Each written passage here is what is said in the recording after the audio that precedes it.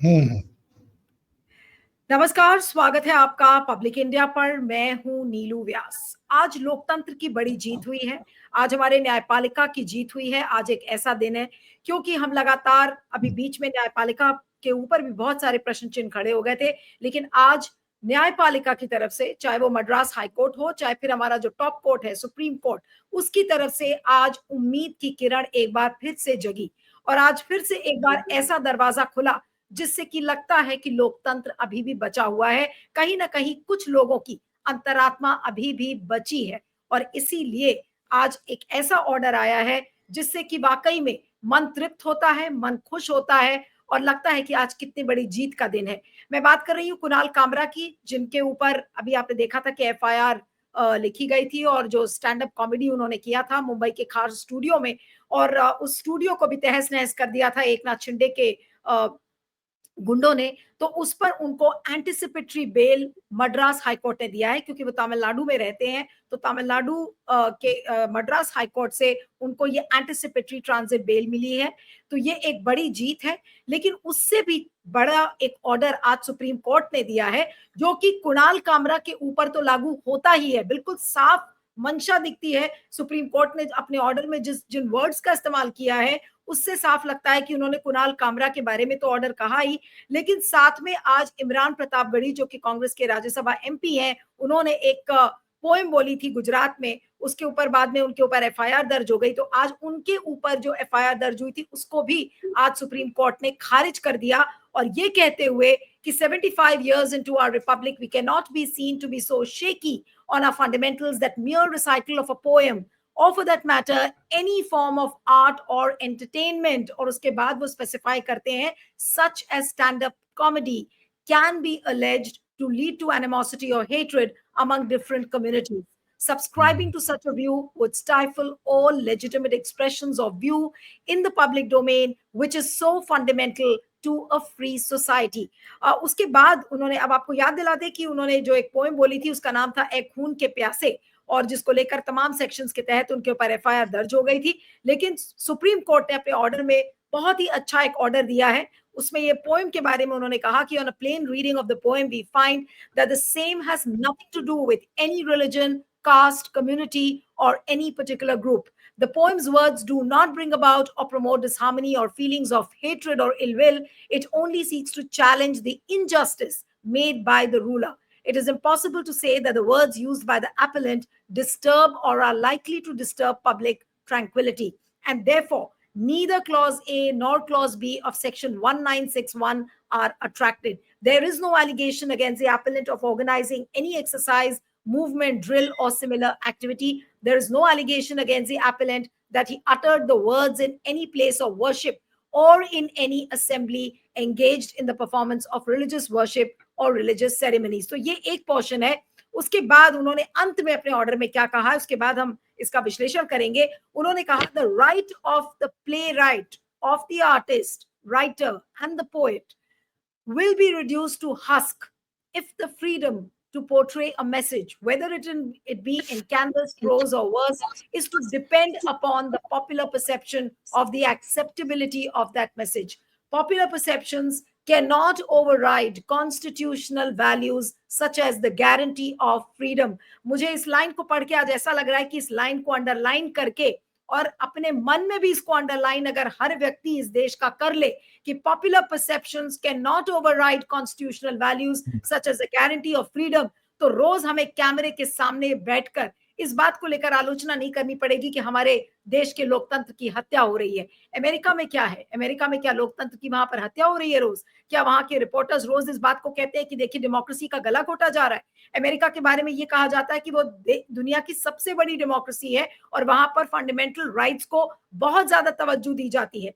और आज हम 75 साल के बाद भी हम ये कह रहे हैं कि आपने ऐसी पोएम क्यों कह दी, आपने ऐसी स्टैंड अप कॉमेडी क्यों कह दिया। तो आज जो सुप्रीम कोर्ट का ये ऑर्डर है, जो जस्टिस ओखा और जस्टिस भुइया ने दिया है, ये अपने आप में एक नजीर है और आज वाकई में लोकतंत्र को ये रिस्टोर करता है उस कॉन्फिडेंस को जिसमें कि लगातार हम ये कहते आए कि लोकतंत्र कहीं ना कहीं स्लिप कर रहा है। तो आज मैं बड़े रिस्पॉन्सिबिलिटी से और बड़ी खुश मन होकर इस बात को कहना पड़ रहा है कि आज न्यायपालिका ने उस उम्मीद को जगाया है, लेकिन इसको समझना है, आज इसका विश्लेषण करने का भी दिन है, ताकि हर एक व्यक्ति, चाहे वो राइट विंग ट्रोल आर्मी का वो व्यक्ति हो या फिर वो किसी दूसरे आइडियोलॉजी का हो, हर एक व्यक्ति के लिए आज इस ऑर्डर के मायने क्या हैं उसको समझना चाहिए। आज अरुण जी हमारे साथ हैं, अरुण अग्रवाल जी वरिष्ठ वकील और एक्टिविस्ट हमारे साथ हैं। अरुण जी आपका स्वागत है। और ये जो order sir Madras high court का और प्लस जो सुप्रीम कोर्ट ने दिया है, सबसे पहले तो कुणाल कामरा से ही शुरू करती हूँ कि क्या आज कुणाल कामरा के लिए एक डबल जीत है और एक तरीके से उनकी जीत को आज सुप्रीम कोर्ट ने मोहर लगा दी उस लाइन को कह के कि this order applies on stand up comedy also. नमस्कार नीलू जी, ये तो वाकई जो है कुणाल कामरा की आज डबल जीत है। और उसके अलावा ये कि इतने कम समय में जो उनकी जो कॉमेडी का वो यूट्यूब पर उन्होंने लोड किया, करीब करीब 1 करोड़ तक पहुंच गया है। आज तक किसी का भी इतने कम समय में 1 करोड़ की संख्या पहुंचना बहुत ही मुश्किल है ऑन यूट्यूब। तो एक तो वो, और ये दोनों जो उनकी जीत, एक तो बहुत ही अच्छा किया कि वो वहां पर महाराष्ट्र में नहीं रहते हैं। महाराष्ट्रियन को एक तो जो जजमेंट पर तो बाद में आएंगे, लेकिन वहां के लोगों को या वहां के जो लोग हैं ये सोचना चाहिए कि अच्छे लोग वहां से क्यों पलायन कर रहे हैं। आज अगर कुणाल कामरा वहां रहते तो उनको सारा जीएसटी इसके ऊपर जो मिल रहा है, मिलेगा इनको पैसा, वो तो 18% के रेट से महाराष्ट्र को जाता, तो वो भी उनकी क्षति हुई। ऊपर से जो है एक एग्जाम्पल हुआ कि ये तोड़ फाड़ वाला स्टेट है, यहाँ मत इन्वेस्ट करो, ये जाके टॉलरेंस नहीं है। ऐसे ही महाराष्ट्र जो नंबर 1 इंडस्ट्रियल स्टेट होता था उसका रैंक गिर गया और सॉफ्टवेयर के बाद तो ध्वस्त हो गया। वो हमारे जैसे स्टेट, हमारे स्टेट कर्नाटका और चेन्नई में आप देखिए जो डेवलपमेंट हुआ, महाराष्ट्र इन्हीं लोगों के कारण पीछे पड़ा जिस तरह का ये काम करते हैं। तो कुणाल कामरा ने क्या किया कि वहां से जाके अपना वो पांडिचेरी में जो है हाइड्रोपोनिक का वो खेती या वो करते हैं, वो होती है वाटरलेस वो खेती, जिसमें आपको मैं दिखाता हूँ वो क्या होता है कि ये इस तरह का आप जो देखते हैं प्योर पानी है और पानी के अंदर में ये रूट्स है। तो ये पानी से जो चीजें ग्रो करती हैं, पूरा जो आप देखते हैं ऑर्गेनिक फार्मिंग, तो ये काम जो है वो कुणाल कामरा वहां पे कर रहे हैं, उनकी मेन वो है। और बॉम्बे आते हैं, वहां रिकॉर्डिंग करके फिर अपना 2-3 महीने रह के अपना चले जाते हैं। और वाकई अगर एक रिकॉर्डिंग में इतना हंगामा हो गया तो साल में अगर एक प्रोग्राम करें तो उनका जो है उससे जीवन बहुत अच्छे से चलेगा। खैर, ये तो फैक्ट्स पर बात हुई। लेकिन आज जो मद्रास हाई कोर्ट ने जो है उनको ट्रांजिट बेल पूरा देखा, सुबह में मेंशन हुआ, उन्होंने कहा कि लंच के बाद इसको टेकअप करेंगे। उसमें उन्होंने तमाम पेपर कटिंग्स लगाए हुए थे जिसके अंदर में ये जितने भी शिव सैनिक, वो जो माशो इमेज है 96 इंच का जो इनकी छाती है ना, वो जो है कि हम इनको मार देंगे, हम डेथ थ्रेट्स ही ओपन कि आओ तो हम तुमको मार देंगे, वो सबको उन्होंने देखा। और 7 अप्रैल तक उनको एंटिसिपेटरी बेल दी कि उन्होंने कहा कि ठीक है, he is not in a position to go to Bombay without ये, और बॉम्बे हाई कोर्ट को अप्रोच करने के लिए। तो उनको जो है एक अच्छा 8-10 दिन का जो है समय दिया। और ये 31 तारीख को ये शायद जो है वहां का कार का पुलिस वाला जो है बॉस जो है उनको बुलाया है। अब वो पुलिस वाला, पहले तो मैं उनसे कहूंगा वो कमिश्नर से लोग जितने भी हैं बॉम्बे के पुलिस कमिश्नर के नीचे, वो आज जस्टिस ओखा और सुप्रीम कोर्ट का जजमेंट पढ़ें और अकॉर्डिंगली अपने पुलिस ऑफिसर को वहां पर डायरेक्शन दें कि क्या कहा गया पुलिस के बारे में, कि जहां पर एफआईआर भी नहीं लगती और फ्रीडम ऑफ स्पीच 75 साल के इंडिपेंडेंस के बाद ये रवैया है पुलिस के। तो उन्होंने ये कहा कि इसमें तो एफआईआर भी नहीं बनती थी। तो ये जो उन्होंने जो आज ओखा साहब का और इनका जो जजमेंट है, और उसके अंदर में उन्होंने, आप देखिए कि किस तरह की जाति हो रही है इस देश में और किस तरह का ये हो रहा है। तो उससे ये जो उन्होंने वो पूरा जो वो तो उर्दू में था, वो तो प्रतापगढ़ी जो है इलाहाबादी, तो वो बराबर उर्दू में अपना वो पढ़ते हैं। और उसमें ये कहा गया था कि ये कहाँ की शायरी है, तो उस पर वो एजी ने कहा कि नहीं, ये जहाँ की बता रहे हैं वहाँ की नहीं है। जिसने लिखा है कि फैज अहमद फैज या हबीब जालिब की है, उन्होंने कहा था, तो बोला वो थोड़ा बहुत खट्टिया शायरी हमारे सोलिसिटर जनरल भी करते हैं, तो उसमें कहे कि नहीं है। खैर, तो उनका जो पोइट्री है इंग्लिश में मैं पढ़ देता हूँ कि those who are blood thirsty listen to us, जो खून के प्यासे हैं वो हमारी फरियाद भी सुनो। If the fight for our right is met with injustice, अगर हमारी सच की लड़ाई के लिए, हक की लड़ाई के लिए जो है ये इनजस्टिस होगी, अन्याय होगा, तो हम उस अन्याय को जो है प्यार से मीट करेंगे। We will meet that injustice with love, कि तुम अन्याय करो लेकिन हम प्यार से करेंगे, जो कि राहुल गांधी भी कहते हैं। If the drops flowing from a candle are like a flame, अगर मोमबत्ती के वो पिघले हुए वैक्स को, मोम को, अगर वो फ्लेम है, और जज साहब अपने लैंग्वेज में लिखते हैं analogy, if the tears from our face are like a flame, we will use it to light up all paths, तो मैं उस फ्लेम से जो है जितना रास्ता है उसको हम जो है लाइट अप करेंगे। If the bodies of our loved ones are a threat to your throne, अगर हमारे जो नजदीकी लोग हैं, प्यार के लोग हैं, उनकी बॉडी से तुम्हारे जो है सिंहासन को ये लगता है, हिलता है, तो we swear by God that we will bury our loved ones happily, तो मैं भगवान की कसम लेके ये कहता हूं कि अपने नजदीक लोगों को हम लोग खुशी खुशी से दफनाएंगे। Those who are blood thirsty listen to us, जो खून के प्यासे हैं हमारी बात, हमारी फरियाद सुनो। इतनी बढ़िया ये पोएम है। एक इनजस्टिस को वो कहता है कि हम किस तरह से लड़ेंगे, इसमें पूरा गांधीवाद है। और ये गुजरात के लोग गांधीवाद से जो है चले गए आरएसएस वाद में। ये सबसे बड़ी अफसोस की बात है। This is nothing but a poem which is embodies non-violence, love in the tradition of Mahatma Gandhi himself from Gujarat। और उसके ऊपर जो है ये पुलिस वाले और ऊपर की ब्यूरोक्रेसी और जजे, सबको इन्होंने जो है इस अपने ऑर्डर में लपेटा है और उनके बारे में कहा है। फिर वो कहते हैं जजमेंट में, this poem has nothing to do with any religion, community, region और रेस। ये सब जो डिस्क्रिमिनेट करने वाली जो कॉन्स्टिट्यूशन में जो ये प्रावधान है उसको ये रिपीट करते हैं। By no stretch of imagination the contents effect national integration, ये भी एक्सेप्शन है 19 आर्टिकल 19 का। और ये सब कह के it gives a warning to the throne, the rulers, it states that if the bodies of our loved ones are a threat to the rulers, we will bury our loved ones happily। तो ये सब उन्होंने काफी मेहनत करके ये सारी चीजें इसलिए लिखी है कि लोगों को समझ में आवे कि भाई ये क्या, कि ये जजमेंट और ये पोएम क्या था। तो वो ये बाद में कहते हैं कि free expression of thought and views by individuals और groups of individuals is an intrinsic part of a healthy civilised society. अगर आप उसको नहीं कहते हैं तो आप अनसिविलाइज्ड सोसाइटी है, अनहेल्दी सोसाइटी है। That is what he is saying. लेकिन जो एक बात अरुण जी सुप्रीम कोर्ट ने कही और बड़े क्लियर शब्दों में कहा कि भाई जो गुजरात की पुलिस है, ऐसा लगता है कि आज भी जो पुलिस है वो फंडामेंटल राइट्स को नहीं समझती, और नहीं समझती है या फिर उनको आता ही नहीं है समझना। ये कितनी कड़ी टिप्पणी है और कितना बड़ा तमाचा है गुजरात की पुलिस पर सुप्रीम कोर्ट नहीं, द्वारा। वो तो उनको तो ये कहा है कि ये प्राइमा फेसी एक एफआईआर भी इसमें नहीं बनती थी।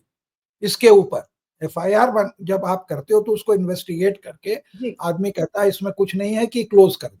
बोले कि अगर एक कोई आदमी इसको पढ़ भी लेता तो उससे ये वो उन्होंने पूरे टेक्निकल लीगल वगैरह जो है प्रेसिडेंट ललिता कुमारी और वो सब जजमेंट लिख के उन्होंने समझाया है, जो कि यहाँ पर हम दर्शक को नहीं बोर करना चाहते।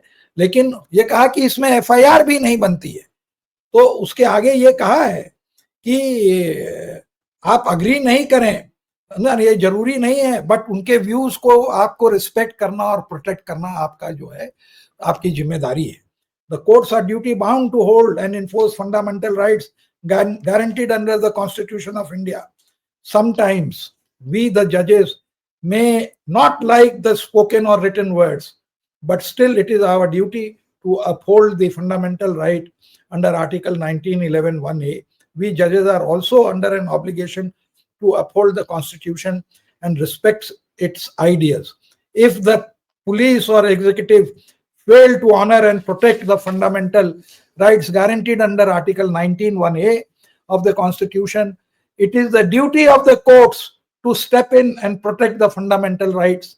There is no other institution which can uphold the fundamental rights guaranteed to the citizen.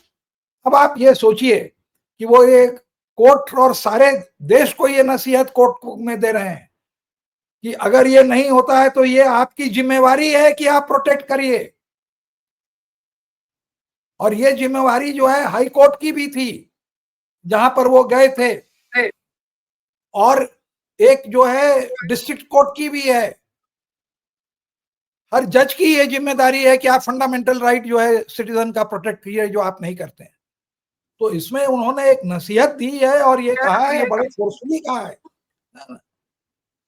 और ये कहा कि आपको जीलसली करना है। अब पुलिस के बारे में देखिए कहा, the police officers must abide by the constitution and respect the ideals.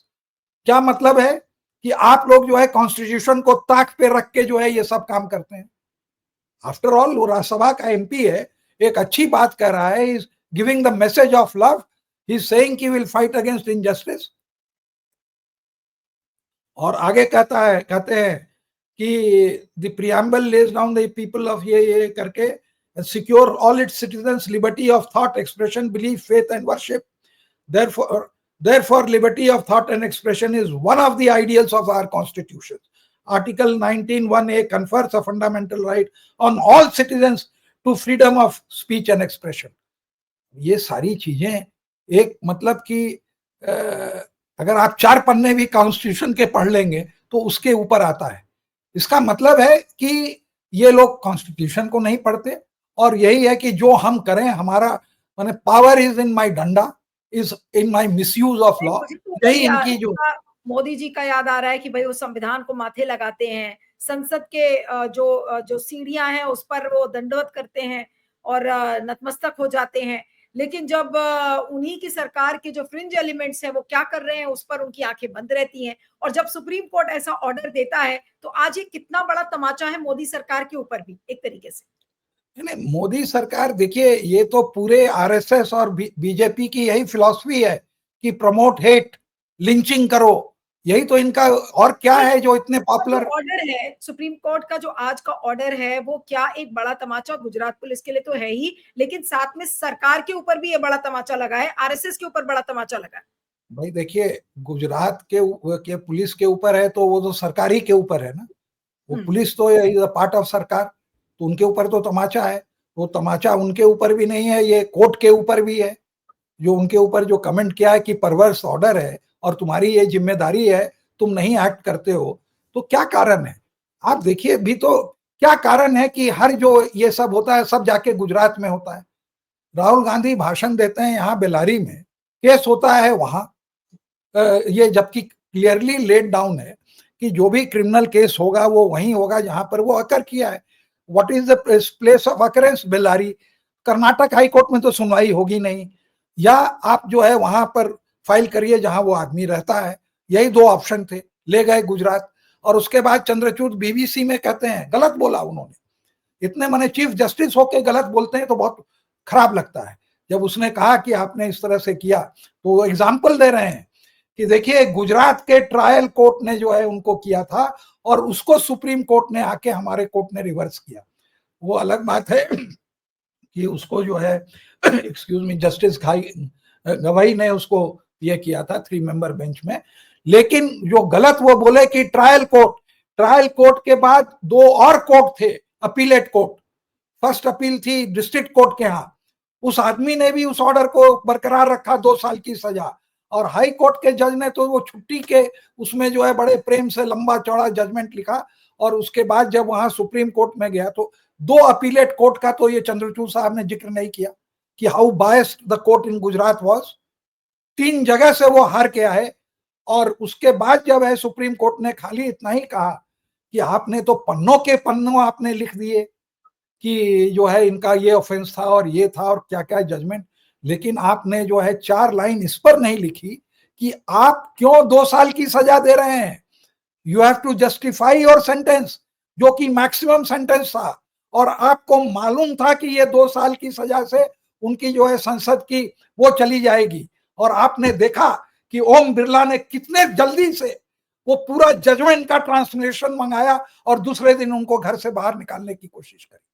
This is the speaker of your house, जो आज जो ये हो रहा है, उन्हीं का ओवरनाइट पहुंच गया उनके पास जजमेंट, ट्रांसलेट होके सब कुछ नोटिस दे दी। तो ये जो 3 जजों ने जो वहां गलत किया, तो ये उसके खिलाफ ये जो चंद्रचूड़ साहब डिफेंड कर रहे थे, इट वाज डिफेंडिंग द इनडिफेंस। तो इसीलिए जो है उनकी बदनामी होती है। बीबीसी पर आप मिसलीड कर रहे हो पूरे, न केवल उनको, पूरे संसार को आप कर रहे हो। BBC is watched everywhere.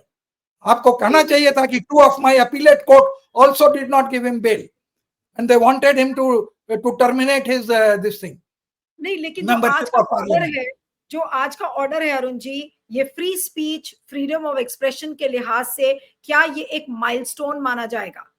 नहीं, माइलस्टोन तो देखिए बहुत अच्छे अच्छे ऐसे जजमेंट आए हैं, लेकिन आज के जो हालात हैं और जिस तरह से डिफेंसिव पर हैं जजेस, या जो 4 जजों ने कहा कि वी आर अंडर प्रेशर, जबरदस्ती क्या प्रेशर अपने ऊपर लिए हुए हैं ये लोग। कलम में ताकत नहीं आती है। जब आप ऐसा जजमेंट लिखते हैं तो आपको जो है पूरा देश जिंदगी भर याद करता है। कुछ माइलस्टोन जजमेंट्स होते हैं। तो इस हालात में किसी आदमी ने, किसी जज ने कॉन्स्टिट्यूशन के जो वैल्यूज हैं उसको पूरा फोल्ड किया। 54 पन्ने का ये जजमेंट है, उन्होंने जो लिखा और सारी बातें लिखी। वो जो आपने कहा कि any form of art entertainment such as stand up comedy, ये वो बता रहे हैं, आगाह कर रहे हैं। वो पुलिस खार के पुलिस एसआई को, एसएचओ को, जिसने एफआईआर लिखी है कुणाल कामरा के खिलाफ, वो आगाह कर रहे हैं उसके पुलिस कमिश्नर को, उसके सुपरवाइजर को, कि अपने उसको जो है जरा दिखाओ कि ये क्या है। वो ये भी कह रहे हैं, वैसे Bombay high court is a different court, it is not like Gujarat high court, उनका रेपुटेशन उस तरह, उनको भी कह रहे हैं कि देखो ये चीज होती है, जरा संभल के, है ना। तो ये उसके बाद कहते हैं such a view will stifle all legitimate expression of view in the public domain which is so fundamental to a free society. तो अगर आप एक मोनोलिथ चाहते हैं तो आप कहिए one nation, one leader, one godfather, जो है गोलवालकर को आप गॉडफादर मान लीजिए, and one book bunch of thoughts, उसको आप प्रिंट करके सबको जो है मुफ्त में बांटिए कि इसके अलावा आप कुछ सोच ही नहीं सकते। You will be guided by only this book, obscurantist book, समझा ना, जिसमें कि मतलब कि anybody will be ashamed after reading that book that he is an Indian. तो बलराज मधोक ने लिखी थी वो किताब, क्या इंडियनाइजेशन या कुछ थी, वो मैं भूल गया। जो मैंने उस किताब को पढ़ी थी, कम से कम उसमें तो कुछ सेंस था, उसमें तो पूरा नॉनसेंस था। तो हमारा ये कहना है कि जो उन्होंने जजमेंट दिया, और इन लोगों को भी, वो आरएसएस वाले हों या भाजपा वाले हों, उनको भी ये समझना चाहिए कि जो प्रोग्राम शायद 20 लाख 30 लाख लोग देखते, उसको अब 1 करोड़ लोगों ने देखा है एंड स्टिल काउंटिंग। तो वो इतने लोग जो देखते हैं, तो उसमें बहुत सारे लोग तो आपको वोट नहीं देंगे अगर आप उसके पीछे तोड़फाड़ करोगे, उसके पीछे पड़ जाओगे। और बहुत लोग कह रहे हैं कि भाई क्या कहा उसने, तो सही ही कहा, कोई गलत तो कहा नहीं। वो 4-5 गाने जो उसने उसमें गाए, वो इतने बढ़िया वो पैरोडी थे कि आज की सोसाइटी में बहुत ही ज्यादा फिट होता है। और पैरोडी तो आज से नहीं, आप किसी भी कवि सम्मेलन में चले जाते तो नेताओं का मजाक उड़ाए बिना तो कवि सम्मेलन होता ही नहीं था। कुणाल कामरा की जब ये एपिसोड हुआ, जब उसके तोड़फोड़ का वीडियो सामने आया, तो एक राजू श्रीवास्तव का एक पुराना वीडियो आने लगा जिसमें लालू सामने बैठे हैं और वो लालू को अपनी ही पोएम में कुत्ता और पता नहीं क्या क्या वो बोल रहे हैं, और सब हंस रहे हैं उस वीडियो को देख के कि आपके सामने नेता बैठा है और आप उसके मुंह पर उनको गाली बक रहे हो। और गाली नहीं, and Lalu was smiling with his head down. भाई that is the role of a politician. उनका मजाक उड़ा रहे थे कि ये इतने सारे बच्चा पैदा किए, तो उसके ऊपर कह रहे थे कि हमारा तो काम ही था कि जो कांग्रेस बोले उसको अपोज करे, तो वो कह रहे थे तो हमने उसको अपोज किया। एंड वो माथा ठोक के ही कभी भी उसके चेहरे से ये नहीं लगा कि was feeling hurt. He was just laughing and just saying कि अरे क्या क्या बोल रहा है मेरे बारे में। यहाँ पर आज हर्ट सेंटिमेंट की एक बड़ी इंडस्ट्री खड़ी हो गई है पूरे देश में, कि जिसका सेंटिमेंट हर्ट हो रहा है, हर आदमी का सेंटिमेंट हर्ट हो रहा है बेतुकी बातों से। बड़े मियाँ तो बड़े मियाँ, ये छोटे मियाँ सुभान अल्लाह। ये व्हाट इज योर, मैंने क्या कहने को ये चाहते हैं शिवसेना वाले कि we believe in corruption, we believe in money making and we believe in violence. इसके अलावा हमें कुछ नहीं आता। लोग यही समझेंगे ना, जिस तरह से आप बिलीव करते हो, जिस तरह से तोड़फोड़ करते हो, और आके फिर जो है टीवी पर जो है अपना जो है 96 इंच का छाती लगा के हाँ मैं गया और मैं जाके सरेंडर किया, मालूम है कि बेलेबल है, मैं बेल लेके चला आया। और सरकार भी वैसे ही पहुंचा दिया वहां पर हथौड़ा लेके बीएमसी वालों ने, जबकि उनको मालूम है कि सुप्रीम कोर्ट का एक और जजमेंट लगा हुआ है, कंटेम्प्ट होगा, but they don't care. They are so drunk on power. जो मैं समझ सकता हूं कि एक कार्यकर्ता जो पार्टी का है वो अपनी लॉयल्टी या अपने नंबर बढ़ाने के लिए कि उसको एमएलए का टिकट मिल जाए या वो जो है वहां पर काउंसलर बन जाए, तो उसके लिए ये सब कर रहा है अपने उसको। लेकिन पुलिस और उनका क्या रोल है?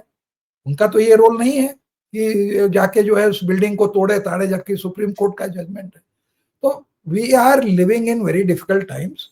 लेकिन ये जजमेंट जो है बहुत हद तक जो लोग जो है कॉन्स्टिट्यूशन में, संविधान में जो विश्वास करते हैं उनके लिए बहुत अच्छा दिन है, क्योंकि ये it is in line with all the earlier judgments. उन्होंने कोट भी किए हैं कि किस तरह का क्या प्रोटेक्शन आपको मिला है। और एक बात आपको और बताएं, देखिए दो तरह के वो हैं स्कूल ऑफ थॉट हैं, एक है ब्रिटिश और एक है अमेरिकन। तो American is far more liberal. वो उसका एक बहुत फेमस केस है न्यूयॉर्क टाइम्स वजह सल्वियन, वो सुप्रीम कोर्ट का। तो we are following that line of thought of speech, freedom of speech. तो हमारी जो फ्रीडम है वो कहीं ज्यादा है। लेकिन यहाँ तो लोग वैसे ही हैं कि 100 करोड़ का, अभी देखिए ना सोशल मीडिया पर वो 250 करोड़ का सरकार पेनल्टी प्रपोज कर रही है। पहले तो हमें ये बताए कि इस देश में 250 करोड़ रुपया जो है इंडिविजुअल के नाम पर अडानी अंबानी के बाद और कितने सेठ हैं जिनके पास है। This is the type of, माने ये जाति और इस तरह से अपना पावर मिसयूज कर रहे हैं। तो क्या उनको मालूम नहीं है कि कोर्ट में स्ट्राइक डाउन होगा? मालूम है, लेकिन जाओ वहां करा के आओ, देखते हैं। तो ये जो अप्रोच है उनका, ये अब उनको समझना चाहिए कि जब उनकी मेजॉरिटी बहुत कम हो गई और power of manipulation of election जिससे वो जीत रहे थे वो अब बहुत कम हो रहा है। अब लोग एक एक स्टेप को वो एनालाइज कर रहे हैं। और ये बात जो है नए चुनाव आयोग अध्यक्ष उनको भी मालूम है कि जनता अब जागरूक हो गई है, हम मैनिपुलेट करेंगे तो अब जो है, तो उनको ये समझना चाहिए कि पैसे और मैनिपुलेशन से जो है अब हम चुनाव नहीं जीत सकते। और जो हमारी आज जो स्थिति है बैंकरप्सी की, देखिए मैं एक बात आपको बताता हूँ जो थोड़ा आउट ऑफ टॉपिक है, कि मोदी जी ने ये कहा कि हम जो है 15 लाख रुपए देंगे। लेकिन आप ये नहीं मानेंगे कि उनके रेजिम में हर एक इंडिविजुअल के ऊपर कर्जा चौगुना हो गया और 1.5 लाख का कर्जा हो गया। 15 लाख या क्या देते, वो हमारे नाम पर 1.5 लाख का कर्जा ले लिए हर हिंदुस्तानी के। तो हमारी स्थिति इतनी खराब है कि हम कर्जा लेके जो है कंज्यूम कर रहे हैं। कर्जा लेके अगर आप मकान बनाए, ब्रिजेस बनाए तो कुछ बात है, वो जब आप बनाते हैं तो उसमें ओवर इनवॉइसिंग कर देते हैं। तो एक चीज जो 10 रुपए में बननी चाहिए तो वो आप 15 रुपए में बनाते हैं। तो वहां भी जो है उसके इंटरेस्ट को हम नहीं पेमेंट कर पा रहे हैं। तो जो हमारी इकोनॉमिक स्थिति है बहुत ही खराब है। और उसके अलावा ये ट्रंप आ गए, तो ट्रंप ने जो बचा खुचा था वो इनको, वो तो एक इंडिया को एग्जाम्पल बनाया हुआ है। वो चीन के खिलाफ कुछ ज्यादा नहीं बोल सकते, यूरोप के नहीं, तो मालूम है कि मोदी जी के खिलाफ, इंडिया के खिलाफ कुछ भी बोलेंगे तो ये सहन कर लेंगे। जबकि वहां पर एक ग्रीनलैंड ने जो है वाइस प्रेसिडेंट जाना चाहता था तो उसको मना कर दिया जो है वो वैंस और उसकी बीवी जो है नहीं जा पा रहे हैं, जा पा रहे हैं तो अपना बेस है वहां जाइए और वहां से चले आइए, दे रिफ्यूज टू वेलकम। तो ये हाल है, हम तो ये नहीं कर पाएंगे।